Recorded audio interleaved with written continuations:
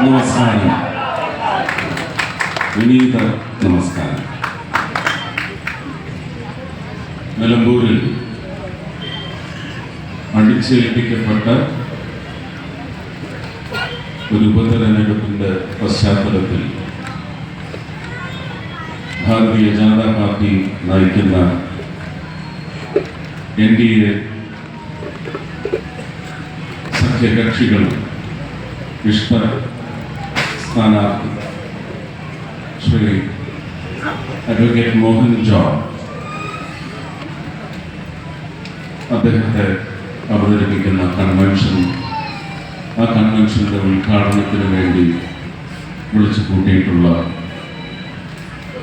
ഈ സഭയിൽ പ്രിയങ്കരരായ എൻ്റെ സഹോദരങ്ങൾ, കുഞ്ഞുങ്ങൾ, പ്രിയപ്പെട്ട നിലമ്പൂരുകാര്, സമ്മതിദായകര്, അതിനായി വിളിച്ചു കൂട്ടിയിട്ടുള്ള NDA സഖ്യകക്ഷികളുടെ BDJS, KC, Shiv Sena, socialist Janata Dal, Congress, LJP, NPP, അങ്ങനെ ഒരു വലിയ 5 പേരിലല്ല 10 പേരിലല്ല ശക്തി, എണ്ണിയെടുത്തു ശക്തി പകരുന്ന വിരലുകൾ, അത് ചുരുട്ടിപ്പിടിക്കുന്ന മുഷ്ടിയുടെ ശക്തി നിങ്ങൾ അറിഞ്ഞു തുടങ്ങി കഴിഞ്ഞിരിക്കുന്നു. 11 വർഷം മുമ്പ് അറിഞ്ഞു തുടങ്ങി കഴിഞ്ഞിരിക്കുന്നു. ആ ശക്തിയുടെ ഫലം തുടരും എന്ന് പറഞ്ഞു നിൽക്കണ്ട. അത് അയോഗ്യന്മാർ ആ വാക്കെടുത്ത് ഉപയോഗിച്ച് അതിൻ്റെ അന്തസ് ചോർന്നു പോയിരിക്കുന്നു, കാലഹരണപ്പെട്ടിരിക്കുന്നു.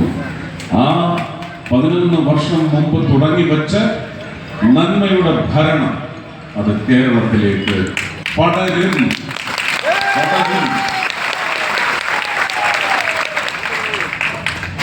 മോഹൻ ജോർജിന് ഒരു പക്ഷേ നിങ്ങൾ രാഷ്ട്രീയത്തിന് അതീതമായി തന്നെ ചിന്തിച്ചാൽ തൃശ്ശൂർ സംഭവിച്ചത് അത് തന്നെ. തൃശ്ശൂരിലെ വിജയം എൻ്റെ വിജയമല്ല, എൻ്റെ രാഷ്ട്രീയ കക്ഷിയുടെ വിജയവുമല്ല. അത് അവിടുത്തെ ജനങ്ങളുടെ വിജയമാണ്. ആ ജനങ്ങളെ ഈ വിജയം സമ്മാനിക്കുന്നതിന് പ്രേരിപ്പിച്ചതും പ്രാർത്ഥനയിലൂടെ ഒരുപക്ഷെ നയിച്ചതുമായ ലോകം മുഴുവൻ പടർന്നു കിടക്കുന്ന ഒരു വലിയ ജനസഞ്ചയമാണ്. ആ ജനസഞ്ചയത്തിന്റെ വിജയമാണ്. പക്ഷെ അതെന്താണ് സൂചിപ്പിക്കുന്നത്? വ്യക്തി എന്ന് പറയുന്നത് പ്രധാനം തന്നെയാണ്. ഞാൻ ഓർക്കുന്നത് ശ്രീ വാജ്പേയിജിയുടെ വാക്കുകളാണ്. എനിക്ക് തോന്നുന്നത് ശേഖർ ഗുപ്തയാണെന്ന് തോന്നുന്നു, അല്ലേ? അദ്ദേഹത്തോടൊരു ചോദ്യം ചോദിച്ചതിന് പ്രതിപക്ഷം അങ്ങയെക്കുറിച്ച് പറയുന്നത് അങ്ങ് നല്ല വ്യക്തിയാണ്, പക്ഷെ തെറ്റായ പാർട്ടിയിലാണ്.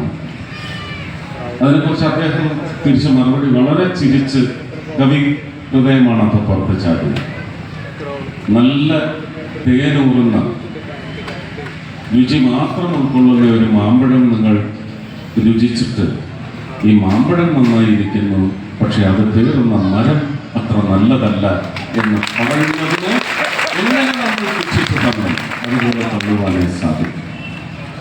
പടരണമെങ്കിൽ ഞാൻ ഇവിടെ നിന്ന് ആദ്യം ഉപയോഗിച്ച വാക്ക് പടരും എന്നതാണെങ്കിൽ ആ പടർത്തുന്നതിനുള്ള ഒരു സംഘശക്തി അത് ശ്രീമാൻ നരേന്ദ്രമോദിജിയുടെ നേതൃത്വത്തിൽ 11 വർഷം മുമ്പ് പ്രവർത്തനങ്ങൾ ആരംഭിച്ചെങ്കിൽ ആ നന്മ കേരളത്തിലേക്കും പടരണമെങ്കിൽ അതിനുള്ള തുടക്കം കുറിച്ചത് നേമത്താണ്. നേമത്ത് പക്ഷേ അക്കൗണ്ട് പൂട്ടിച്ചു എന്ന് വളരെ മ്ലേച്ഛമായ ജനാധിപത്യ വിരുദ്ധമായ വാക്കുകൾ ഉപയോഗിച്ച് അതിന് കുറച്ച് കാണിക്കുന്നുണ്ടെങ്കിൽ ആ പൂട്ടിച്ചതിന് ജനാധിപത്യത്തിന്റെ നട്ടലൊടിക്കുന്ന തരത്തിലുള്ള വോട്ട് പ്രീണനത്തിലൂടെയായാലും മറ്റേത് അധമ മാർഗത്തിലൂടെയായാലും അങ്ങനെ ഒരു അവിഹിത സഖ്യം ചേരൽ എന്ന് പറയുന്നത് ഒരു പക്ഷേ ആ ഒരു സീറ്റ് എന്ന് പറയുന്നത് പിച്ച് ചീന്താൻ അവർക്ക് സാധിച്ചിട്ടില്ല. പക്ഷെ അതിന് കൊടുത്ത കുറുക്കിനടിയാണ്. 7 മണ്ഡലങ്ങൾ അടങ്ങുന്ന അതിൽ 6 മണ്ഡലങ്ങളിൽ ഈ പറയുന്ന ഇടതിന്റെയും വലതിന്റെയും ഒക്കെ അന്തസ് ചോർത്തി കളയുന്ന, ഇല്ലായ്മ ചെയ്ത് കളയുന്ന, കത്തിച്ചു കളയുന്ന 6 മണ്ഡലത്തിലും ഏതാണ്ട് 5000-ന് മേലെ, ഞാൻ എണ്ണം കൃത്യമായി പറയുന്നില്ല, 75,086 വോട്ട് അല്ലേ, അതിലേക്ക് എത്തണമെങ്കിൽ 800 ചില്ലുവാനും വോട്ട്, അതിലേക്ക് എത്തണമെങ്കിൽ ഈ 7 മണ്ഡലങ്ങളിൽ നിന്ന് എത്ര വെച്ച് കിട്ടി എന്നുള്ളത് ആലോചിച്ചാൽ ഗുരുവായൂർ മാത്രമാണ് നമുക്ക് ചെറിയൊരു ശോഷണമുണ്ടായത്. അപ്പൊ അങ്ങനെയുള്ള നിശ്ചയങ്ങളിലേക്ക് എത്തിക്കുന്നത് രാഷ്ട്രീയ കക്ഷികളിലല്ല, രാഷ്ട്രീയ കക്ഷികളിലുള്ള വ്യക്തികളും. എനിക്ക് CPM-ന്റെ വീടുകളിലെ പെണ്ണുങ്ങളുടെ വോട്ട് കിട്ടിയില്ല എന്ന് എന്ത് ചങ്കൂറ്റം എത്ര ചങ്ക് വെച്ച് ഒരു മറുപടി ഇതിന് നേതാക്കന്മാർ പറയും. ഇരട്ടച്ചങ്കും അല്ലേ, മുച്ചങ്കും ഒന്നും പോരാ, തികയില്ല. കോൺഗ്രസ് കുടുംബങ്ങളിലെ സ്ത്രീകൾ എനിക്ക് വോട്ട് ചെയ്തില്ല, കുഞ്ഞുങ്ങൾ എനിക്ക് വോട്ട് ചെയ്തില്ല എന്ന് ഞാൻ തള്ളി പറയും. കിട്ടിയെങ്കിൽ രാഷ്ട്രീയത്തിന് അതീതമായി വ്യക്തികളിൽ എന്ന് പറയുമ്പോൾ രാഷ്ട്രീയ കക്ഷികളെയോ രാഷ്ട്രീയ പ്രവർത്തനത്തെയോ ഞാൻ തള്ളി പറയുകയല്ല. പക്ഷെ അങ്ങനെ നാടിന് ഗുണം ചെയ്യുന്ന രാഷ്ട്രീയം വളരുന്നു എന്ന് മനസ്സിലാക്കി അതിലേക്കും ചെന്നു ചേരുന്ന വ്യക്തികൾ, അങ്ങനെ ഒരു വ്യക്തിയാണ് ശ്രീ മോഹൻ ജോർജ്. ആ മോഹൻ ജോർജിന്റെ പ്രസക്തി നിലമ്പൂരിൽ ഇനി തഴച്ചു വളരാൻ പോകുന്നതിന്റെ പശ്ചാത്തലവും ഇത് തന്നെയാണ്. ജനങ്ങൾക്ക് അവരുടെ ഇഷ്ടങ്ങൾ, അവരുടെ ഭക്ഷണത്തിന്റെ കാര്യത്തിലും അവരുടെ വസ്ത്രത്തിന്റെ കാര്യത്തിലും മാത്രമല്ല, അവർ ജീവിക്കുന്ന അന്തരീക്ഷത്തെ നയിക്കുന്ന ചടുലമായ തീരുമാനങ്ങളിലേക്ക് ഒരുപക്ഷെ ആത്മാർത്ഥമായ വളരെ പ്രണയത്തോടെയുള്ള രാഷ്ട്രീയ പ്രവർത്തനത്തിലൂടെ ഒരുപക്ഷെ മുന്നോട്ട് പോകുമെന്ന് വിശ്വാസമർപ്പിക്കാൻ പറ്റുന്ന വ്യക്തികൾ ഇനി രാഷ്ട്രീയത്തിൽ വളരെ പ്രധാനമാണ്. അങ്ങനെ ഒരു മുന്നേറ്റം നടത്താൻ ശ്രീ അഡ്വക്കേറ്റ് മോഹൻ ജോർജിന് സാധിക്കട്ടെ എന്ന് ഞാൻ പ്രാർത്ഥിക്കും, ആശംസിക്കും. പിന്നെ വിജയത്തെ സംബന്ധിച്ച് ഞാൻ അഭ്യർത്ഥിക്കുക മാത്രമാണ് വേണ്ടത്. ഞാൻ ഒരു കൺവെൻഷൻ ഉദ്ഘാടനം ചെയ്യുമ്പോൾ ഇതില് ഒരു വലിയ വൈരുദ്ധ്യം എന്ന് പറയുന്നത് ഏതാണ്ട് അവസാനത്തെ നന്ദി പറയുന്നതിന് മുമ്പുള്ള ചടങ്ങായിട്ടാണ് ഉദ്ഘാടനം വരുന്നത്. എന്റെ ഉദ്യമം എന്ന് പറയുന്നത് വളരെ വലുതാണ്. കാരണം അമിത്ഷാജിയൊക്കെ നടത്തുന്ന കൺവെൻഷനുകൾ ഞാൻ കണ്ടിട്ടുണ്ട്. അമിത്ഷാ മാത്രം സംസാരിച്ചാണ്. പക്ഷേ ഇവിടെ ഇരിക്കുന്നതെല്ലാം അമിത്ഷാമാരാണെന്ന് എനിക്കൊന്നും ഞാൻ പറയേണ്ടതില്ല. എല്ലാവരും എല്ലാ ഏരിയയും ടച്ച് ചെയ്തിട്ടുണ്ട്. അതിൽ ഈ പറഞ്ഞ BDJS-ന്റെ വക്താവ് സംസാരിക്കുന്നത് ഞാൻ കേട്ടിട്ടില്ല. NKC, ശിവസേന ഞാൻ കേട്ടതാണ്. കണ്ണിയായ വിഷയങ്ങളെല്ലാം ഒരുപക്ഷെ വഴി തിരിച്ചു വിടുന്ന മറ്റ് നിങ്ങളുടെ ചിന്ത ഒരിക്കലും കണ്ണിയായ ഈ പറയുന്ന ഇടതിനെയും വലതിനെയും തിരസ്കരിക്കുന്ന തീരുമാനം നിങ്ങൾ എടുക്കുന്ന തരത്തിലുള്ള ചിന്ത, ആ ചിന്തയിലൂന്നി നിങ്ങളുടെ വോട്ടിംഗ് പ്രക്രിയ പോകരുത് എന്ന് പറയുന്ന നിശ്ചയമുള്ളത് കൊണ്ട് അവർക്ക് ഒട്ടും താല്പര്യമില്ലാത്ത, നിങ്ങൾക്കും ഒട്ടും താല്പര്യമില്ലാത്ത വിഷയങ്ങൾ, അത് ജാതി അടിസ്ഥാനപ്പെടുത്തിയായാലും ശരി തന്നെ, പ്രാദേശികത അടിസ്ഥാനപ്പെടുത്തിയായാലും ശരി തന്നെ, വികസനത്തിൻ്റെ തന്നെ വക്രവശങ്ങളുണ്ട്. അതൊക്കെ എടുത്ത് ചർച്ച ചെയ്ത് നിങ്ങളുടെ ചിന്താധാരയെ വഴിതെറ്റിക്കാനുള്ള ശ്രമമാണ് കഴിഞ്ഞ കുറേ കാലമായിട്ട് കേരളത്തിലെ ഇലക്ഷൻ പ്രചരണങ്ങളിൽ നടന്നിട്ടുള്ളത്. അതുകൊണ്ട് തന്നെയാണ് ചെമ്പ് പൊങ്ങി വന്നത്, അതുകൊണ്ട് തന്നെയാണ് പൂരം കലക്കൽ പൊന്തി വന്നത്, അതുകൊണ്ട് തന്നെയാണ് കലാമണ്ഡലം ഗോപിയാശാൻ പൊന്തി വന്നത്, അതുകൊണ്ട് തന്നെയാണ് RLV രാമകൃഷ്ണൻ പൊന്തി വന്നത്. ഇതെല്ലാം അവരുടെ തലയിൽ മുൾക്കിരീടമായിട്ടാണ് ചെന്ന് പതിച്ചിരിക്കുന്നത്. ഇന്നും ആ മുൾക്കിരീടം അവർക്ക് മുറിവ് പകർന്ന് ചോര ഒലിച്ചുകൊണ്ടിരിക്കുന്നതല്ലാതെ അവർക്ക് സ്വന്തം കൈകൊണ്ടെടുത്ത് മാറ്റാൻ അവർക്ക് സാധിക്കില്ല.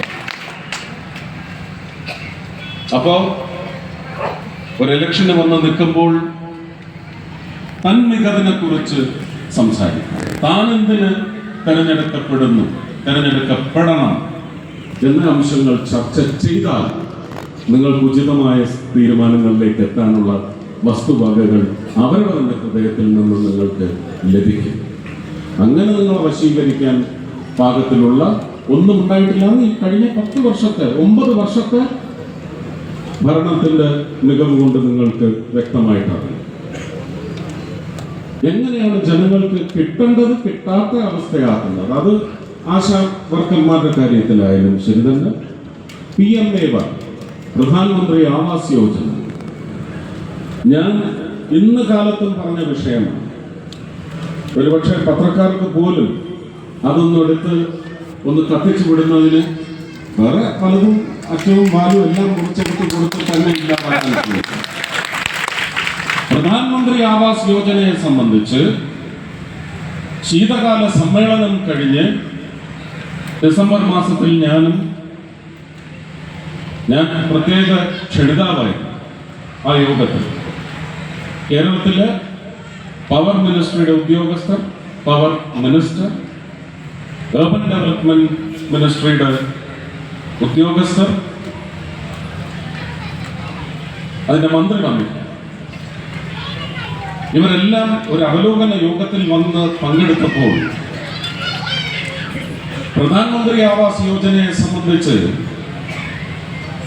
പ്രധാനമന്ത്രി പ്രത്യേകം ചട്ടം കെട്ടിയതിന്റെ പശ്ചാത്തലത്തിൽ ആ വകുപ്പ് കൈകാര്യം ചെയ്യുന്ന മന്ത്രി ഒരു ചോദ്യം ചോദിച്ചു, എന്താണ് കേരളത്തിൽ ഇത്രയധികം ആവശ്യം വളർന്നുകൊണ്ടിരിക്കുന്നത് നൽകൻ? വളരെ ശോഷിച്ച രീതിയിൽ പോയിക്കൊണ്ടിരിക്കുന്നു. വകുപ്പ് സെക്രട്ടറി ഒരു സ്ത്രീയാണ്, AS-കാരൻ, ഞാൻ പേര് പറയുന്നില്ല. അവരിതിന് മറുപടി അവരുടെ മന്ത്രി വഴി പറയുമെങ്കിൽ പറയണം. മുഖത്തടിച്ച മാതിരി പറഞ്ഞത് അത് ഞങ്ങൾക്ക് കേരളത്തിൻ്റെ സംസ്കാരത്തിന് ചേരാത്ത ഒരു പദ്ധതിയാണ്. പ്രധാനമന്ത്രി ആവാസ് യോജന എന്നത് PMAY എന്ന് പറയുന്ന ഒരു മുദ്ര അങ്ങനെ നിർമ്മിക്കപ്പെടുന്ന വീടുകളിൽ ചാർത്താൻ സാധിക്കില്ല. അത് ഞങ്ങളുടെ മലയാളി അങ്ങനെ ഒരു ഉപഭോക്താവാണ്, അത് ഗുണപ്പെടുന്ന ഒരാളിന് അത് വലിയ മാനക്കേടാണ്, കുറച്ചിലാണ്. അതുകൊണ്ട് അത് സാധിക്കില്ല. PMAY എന്ന് എഴുതി വയ്ക്കാൻ സാധിക്കില്ല. നമുക്കിതൊരു സോഷ്യൽ ഓഡിറ്റാണ്. ഒരു സ്കീമിലൂടെ രാജ്യത്തെ പൗരന്മാർ നൽകിയ ചുങ്കപ്പണം ഒരു പൂളിലേക്ക് വന്ന് അതിന് വിവിധങ്ങളായ ആവശ്യങ്ങൾക്ക് വേണ്ടി വകയിരുത്തി വരുന്നതിൽ PMAYക്ക് ഇത്ര കോടി, ഇത്ര ആയിരം, ഇത്ര ലക്ഷം കോടി കൊണ്ട് എവിടൊക്കെയാണ് ആ വീടുകൾ ഉണ്ടായതെന്ന് പറയുന്നതിന്റെ ഓഡിറ്റ് എലമെന്റ് ആണ്. അത് ചെയ്തേ മതിയാവും. അത് ചെയ്യാൻ സാധിക്കില്ല എന്ന് പറഞ്ഞാൽ അടുത്ത പദ്ധതിയുടെ അടുത്ത ഫേസിൽ നമുക്ക് കേരളത്തിന് ഇത് നൽകാൻ പറ്റാത്ത അവസ്ഥ വരും. പക്ഷെ അങ്ങനെ ഒരു ഉദ്ദേശം ശ്രീ നരേന്ദ്രമോദിക്കില്ല. അതിനുള്ള മാർഗം അദ്ദേഹം കണ്ടെത്തി അത് പ്രാബല്യത്തിൽ വരാൻ തുടങ്ങി എന്നാണ് ഞാൻ മനസ്സിലാക്കുന്നത്. അപ്പൊ ഞാൻ അന്നേരം നമുക്കത് ഇപ്പൊ ഇവിടെ പറഞ്ഞാൽ ഇത്തിരി രാഷ്ട്രീയമായി പോകും. അത് വേണ്ടെന്നാണ് ഞാൻ വിചാരിക്കുന്നത്. അത് ആ ചോദ്യം ചോദിച്ചതിന് അവർക്കൊന്ന് ചൂളിപ്പോവുകയല്ലാതെ ഒന്നും മറുപടി നൽകാൻ സാധിച്ചില്ല. 1 മണിക്കൂർ കഴിഞ്ഞ് ഉച്ചയൂണിന് മുഖ്യമന്ത്രി അവിടെ എത്തിയപ്പോൾ അദ്ദേഹത്തോടും മന്ത്രി ഇതേ കാര്യം ചോദിച്ചു. അപ്പൊ ബഹുമാനീയനായ മുഖ്യമന്ത്രി അല്ല, അത് ഇവിടെ നടക്കില്ല, അത് എൻ്റെ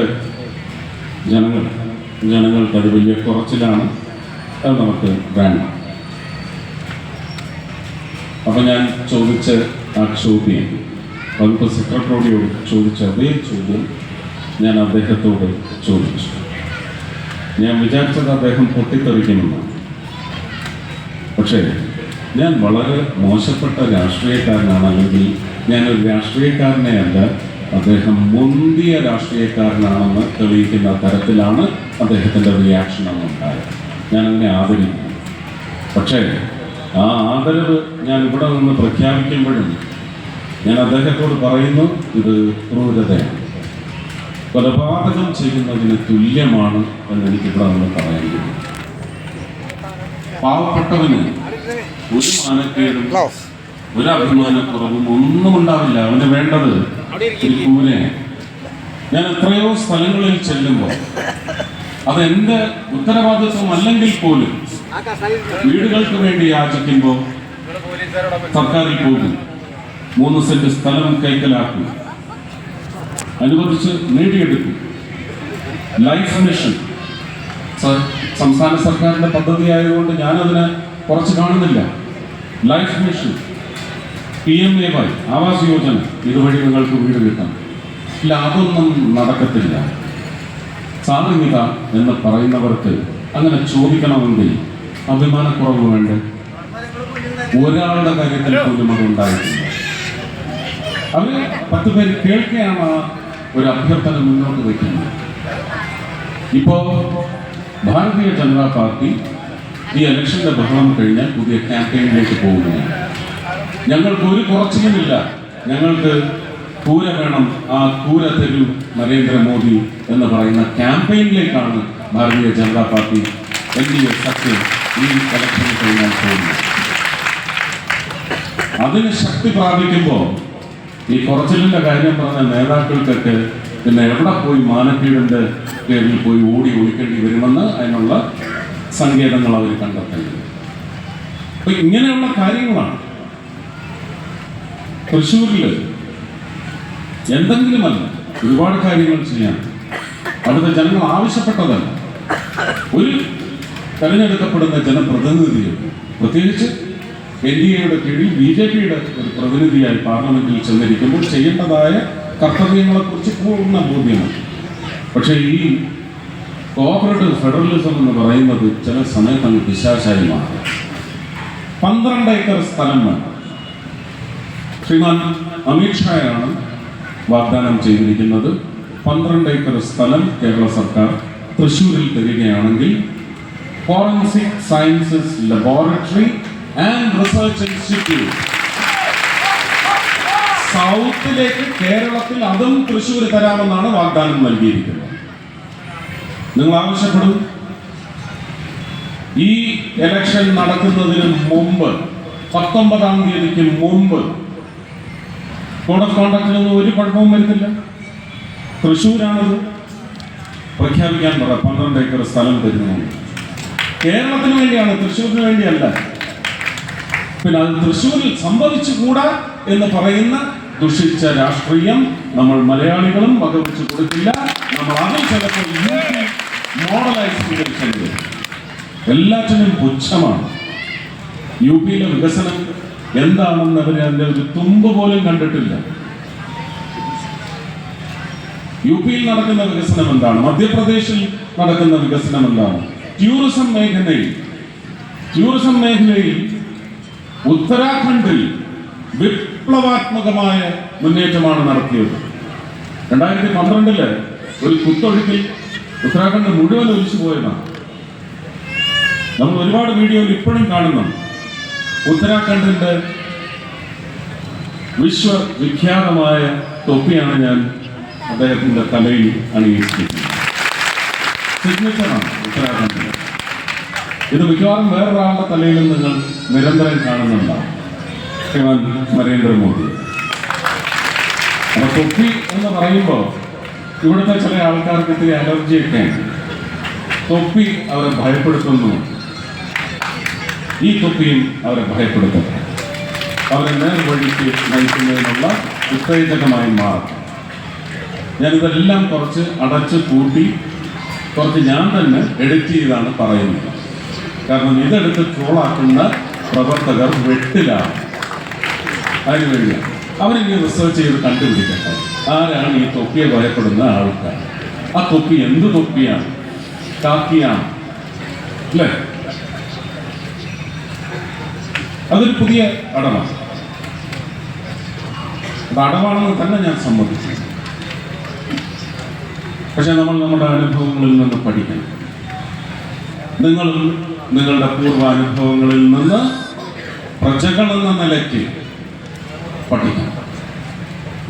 ഒരവസരം കിട്ടുമ്പോൾ ആ അനുഭവങ്ങളുടെ പശ്ചാത്തലത്തിൽ നിങ്ങൾക്ക് തിരുത്തെഴുതുകൾ രചിക്കാനാവണം. ആ തിരുത്തെഴുത്ത് രചനയുടെ മുഹൂർത്തങ്ങളാണ് 19-ാം തീയതി വരെയും കടന്നു പോകാൻ പോകുന്നത്. യോഗ്യമായ തീരുമാനമെടുക്കണം. ഇവിടെ ഈ സംഘങ്ങളെല്ലാം വിട്ടുപോയ ഒരു പോയിന്റ് ഉണ്ട്. ആരെങ്കിലും അതിന് മുമ്പ് പറഞ്ഞതെന്ന് എനിക്കറിയത്തില്ല. ഒരു ഗവൺമെന്റ് കോളേജിന്റെ കാര്യം ഇങ്ങനെ ഓടിക്കളിക്കുന്നത് എല്ലാ 2 വർഷം കൂടുമ്പോഴും വിവിധങ്ങളായ കെട്ടിടങ്ങളിൽ നടത്തപ്പെടുന്ന ഒരു ഗവൺമെന്റ് കോളേജിന്റെ കാര്യം ഞാൻ ഉറപ്പു തരുന്നു. അതിനുള്ള സ്ഥലം നിശ്ചയിച്ചാൽ മോഹൻ ജോർജ് ഇവിടുത്തെ MLA ആണെങ്കിൽ ആ ഗവൺമെന്റ് കോളേജ് ഇവിടെ ഒരുക്കിയിരിക്കും. ഞാൻ വാക്കുകൾ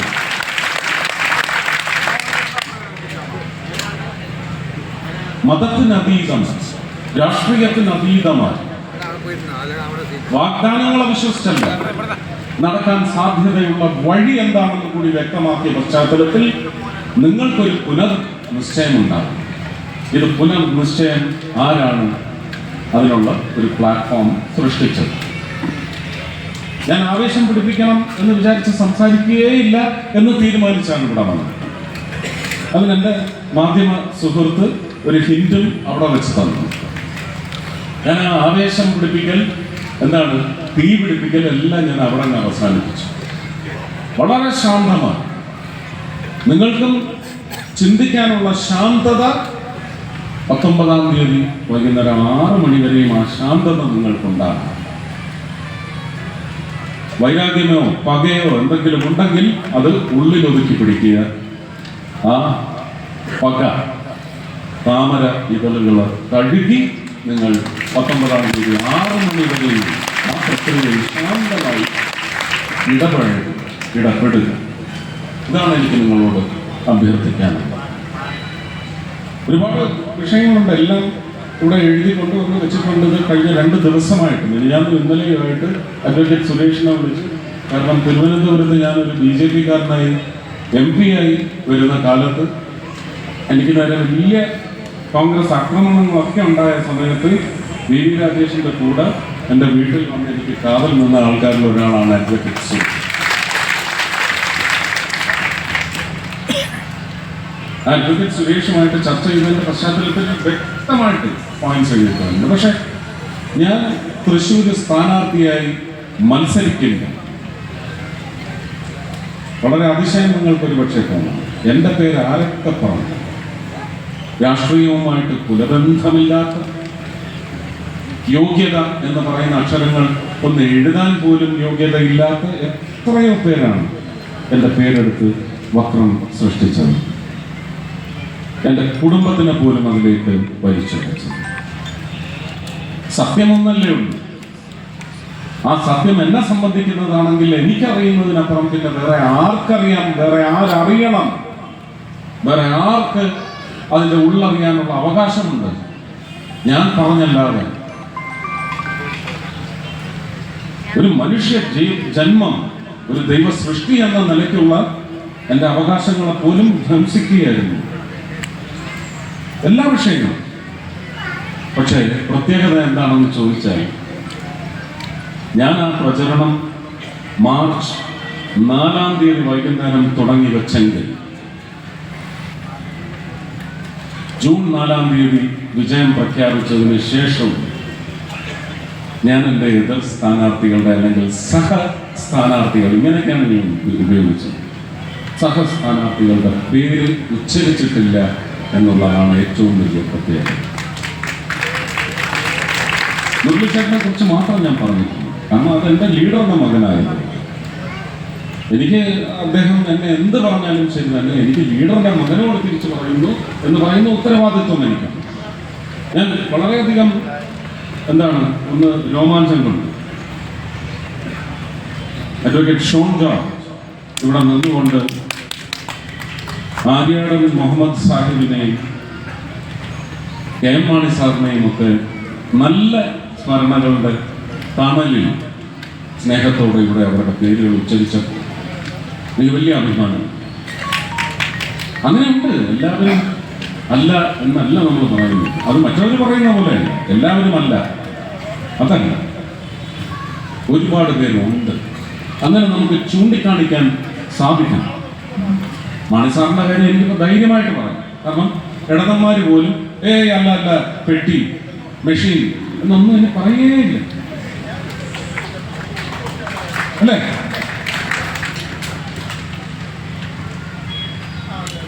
അപ്പോ നമ്മൾ ഒരു ഇലക്ഷൻ അങ്ങ് കടന്നുകൂടി ജയിക്കാൻ വേണ്ടി വക്രതന്ത്രങ്ങൾ, അത് മഹാപാപം തന്നെയാണ്.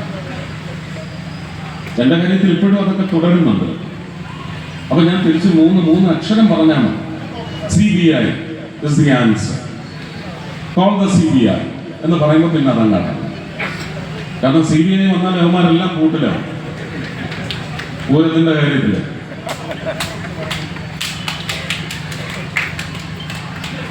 ഇപ്രാവശ്യം പൂരം വളരെ മനോഹരമായിട്ട് നടന്നു. ബഹുമാന്യനായ മുഖ്യമന്ത്രിയാണ് അതിന് നേതൃത്വം നൽകിയത്. പക്ഷെ അതിന്റെ പശ്ചാത്തലം എന്താണ്? അത് ഞാൻ രാഷ്ട്രീയം തന്നെയാണ് പറഞ്ഞത്. നല്ലതിനെ നമുക്ക് നല്ലതായിട്ടേ കാണാൻ പറ്റൂ. അടിയന്തരാവസ്ഥ എന്ന് പറഞ്ഞ കരിക്കട്ട ദുരന്തം, അതിന്റെ പേരിൽ ഇന്ദിരാഗാന്ധിയെ ഈ നാടിന് കിട്ടിയ നന്മ എല്ലാം മറന്ന് പുച്ഛിച്ച് തള്ളാനോ പുലഭ്യം പറയാനോ എന്നെ കൊണ്ടാവില്ല. അങ്ങനെ ഒരു വലിയ ബൃഹത്തായ സമൂഹം നമ്മുടെ രാജ്യത്തുണ്ട്, നമ്മുടെ രാജ്യത്തിന് പുറത്തുണ്ട്. അപ്പൊ അട്രിബ്യൂഷൻ, നമുക്ക് സമർപ്പണ ബുദ്ധി അതുണ്ടാകും. പൂരം മനോഹരമായി നടത്തുന്നതിന് മുഖ്യമന്ത്രി നല്ല തീരുമാനങ്ങൾ, ചർച്ചകളിലെല്ലാം രാഷ്ട്രീയം മറന്ന് നേരിട്ട് വിളിച്ച് പങ്കെടുക്കണം. എന്തെങ്കിലും സജഷൻസ് ഉണ്ട്, ഇൻസ്ട്രക്ഷൻസ് ഉണ്ടെങ്കിൽ അത് നൽകണം, എന്റെ മുന്നിൽ വെച്ച് ഉദ്യോഗസ്ഥർക്ക് കൊടുക്കണം. ശ്രീരാജൻ അഹോരാത്രം പണിയെടുത്തതാണ്. അദ്ദേഹം CPI ആയതുകൊണ്ട് എനിക്ക് അദ്ദേഹത്തെ തള്ളി പറയാനൊക്കത്തില്ല. അതാ പറഞ്ഞ വ്യക്തികളുണ്ട്, ആ വ്യക്തികളെ നമുക്ക് കണ്ടെത്താൻ സാധിക്കണം. ആ വ്യക്തികൾ നമുക്ക് ഉപകരിക്കപ്പെടണം. ഉത്തരവാദിത്വമാണ്, പക്ഷെ എങ്കിലും നമുക്ക് അങ്ങനെ ഒരു പ്രാർത്ഥനയില്ലേ ഒരു വോട്ട് ചെയ്യുമ്പോൾ, ഇതെനിക്ക് ഉപകരിക്കപ്പെടണം. ശ്രീ മോഹൻ ജോൺ, ഞാൻ ദീർഘിപ്പിക്കുന്നില്ല, എല്ലാവർക്കും വീട്ടിൽ പോയി കഞ്ഞിയും പയറും ഒക്കെ കഴിച്ചു കിടന്ന് ഉറങ്ങാനുള്ളതാണ്. ആനിമൽ മാൻ കോൺഫ്ലിക്റ്റിനെ സംബന്ധിച്ച് ഇവിടെ സംസാരിച്ചു കഴിഞ്ഞു. നവ്യ പറഞ്ഞതാണ് ഞാൻ പറയാൻ ആഗ്രഹിച്ച പോയിന്റ്. കേന്ദ്ര നിയമങ്ങൾ സസൂക്ഷ്മം അപഗ്രഥിച്ച് പഠിച്ച് നിങ്ങൾ ഇവിടെ ജിയോ ഇറക്കും. വളരെ നോർമലൈസ്ഡ് ആയിട്ടുള്ള ഒരു പ്രക്ഷുബ്ധതയും പ്രകൃതി സ്നേഹികളെയും മൃഗസ്നേഹികളെയും ഒന്നും വിഷമിപ്പിക്കാതെ, പിണക്കാതെ, മൃഗങ്ങളെ പോലും വിഷമിപ്പിക്കാതെ നമുക്ക് കാര്യങ്ങൾ ചെയ്തെടുക്കാൻ സാധിക്കും. പക്ഷെ ഇത് വരാൻ പോകുന്ന എല്ലാ ഇലക്ഷനുകൾക്കും ഒരു വിഷയമായിരിക്കണമെന്ന് പറയുന്ന രാഷ്ട്രീയ കുതന്ത്രം വിളയാടുകയാണെങ്കിൽ ഈ പ്രശ്നങ്ങളൊന്നും പരിഹരിക്കപ്പെടാതെ തുടർന്നുകൊണ്ടേയിരിക്കും. ഇപ്പോഴും നമ്മുടെ ഈ പട്ടിണി ഇൻഡെക്സിന് ഇങ്ങനെ എല്ലാവരും പുകഴ്ത്തിയാണ്, വളർന്നു, ഇന്ത്യയുടെ സ്ഥാനം 300ാമത്തെ സ്ഥാനത്തേക്ക് പോയി എന്നൊക്കെ പറഞ്ഞ് കൊട്ടിഘോഷിക്കാൻ വേണ്ടി ആനന്ദം പ്രകടിപ്പിക്കുന്ന അതുപോലെ തന്നെയാണ്. പട്ടിണിയുടെ കാര്യത്തിൽ നമ്മൾ എത്രമാത്രം കൺട്രോൾഡായി, എത്രമാത്രം നമുക്ക് അഭിമാനിക്കാൻ തരത്തിലുള്ള ഒരു പൊസിഷനിലാണ് നമ്മൾ എത്തിയിരിക്കുന്നത്. ഇന്നലെ കൗൺസിൽ യോഗത്തിലും പ്രധാനമന്ത്രിയുടെ ക്യാബിനറ്റ് സെക്രട്ടറിയും വ്യക്തമായി വിളിച്ചു പറഞ്ഞതാണ്, ഓൺ റെക്കോർഡാണ്. അപ്പൊ പ്രചരിപ്പിക്കപ്പെടുന്ന അസത്യങ്ങളുടെ പശ്ചാത്തലത്തിൽ നിങ്ങളുടെ നിശ്ചയങ്ങൾ നിങ്ങളെ 5 വർഷം ക്രൂരതയിൽ കൊണ്ട് ചെന്ന് മുക്കി താഴ്ത്തുന്ന പ്രവൃത്തി ആവരുത് ഇലക്ഷൻ അല്ലെങ്കിൽ സിലക്ഷൻ. വളരെ ശാന്തമായി ചിന്തിച്ച് നിങ്ങൾക്കൊരു പുതിയ രചന നടത്തണം. അത് ഈ നിലമ്പൂരിൽ ഇപ്രാവശ്യം നടത്തൂ. അതിനൊറ്റ കാരണമേ ഉള്ളൂ, അത് പറഞ്ഞ് ഞാൻ അവസാനിപ്പിക്കുക. ഈ ഇലക്ഷൻ സത്യത്തിൽ ഇന്ത്യ മുന്നണി എല്ലാവരും കൂടെ കൂടിയിരുന്ന് അവരില് പ്രബലൻ TMC ആണോ, ആപ്പാണോ, INC ആണോ, അതോ ഇനി ഫറൂഖ് അബ്ദുള്ള അദ്ദേഹത്തിന്റെ പാർട്ടിയാണോ എന്ന് പറയുന്ന ഒരു ഇലക്ഷൻ അതിനകത്ത് നടത്തിയാൽ മതിയായിരുന്നു. ഈ ഇലക്ഷൻ എന്ന് പറയുന്നത് ഒരു ചതിക്കുഴിയിൽപ്പെടുത്തി ഒരു മാന്യ ദേഹത്തെ രാജിവെപ്പിച്ച് ഈ ഇലക്ഷൻ നിലവിൽ വന്നെങ്കിൽ അതിൽ നിന്ന് അടുത്ത നിയമസഭാ തെരഞ്ഞെടുപ്പിന് എത്ര സീറ്റ് ബേരം ചൊല്ലി പിടിച്ചടക്കണം എന്ന് പറയുന്ന തന്ത്രത്തിന് വേണ്ടി ഉതകുന്ന പ്രബലത തെളിയിക്കാനുള്ള ഇലക്ഷൻ മാത്രമാണ്.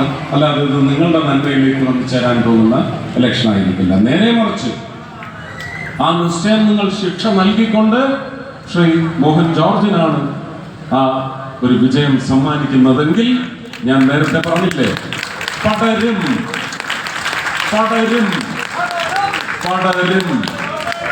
നന്ദി, നമസ്കാരം.